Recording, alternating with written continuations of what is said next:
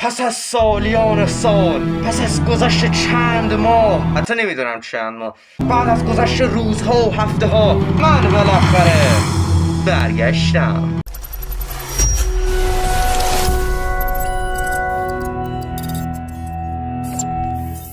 درود اکشن کلابی. فقط من اومدم اینجا تا بگم من بعد از چند وقت برگشتم. این چند وقته با بگم امتحانات دی ماه نزدیکه و اجه من بدبخت عین یه دونه پرتقال داره آبم گرفته میشه. یکم مثال بدی گفتم. آقا ببینید، من همه سعی و تلاشمو دارم میکنم این چند وقت ویدیو رکورد کنم، بشه نشه آخرش هم نمیشه. این چند وقته بنده درگیر امتحاناتم، یک علت غیبتم یکی امتحانات بود.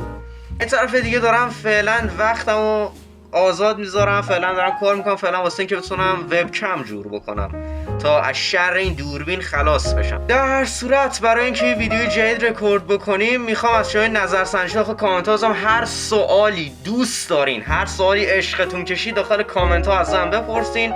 یه پست هم داخل اینستا میذارم، اینستا این بالا میاد، حتما برین زیر اون پست کامنت بذارین، هرچی عشقتون کشید بپرسین. قراره ویدیو بذاریم از پرسشای شما.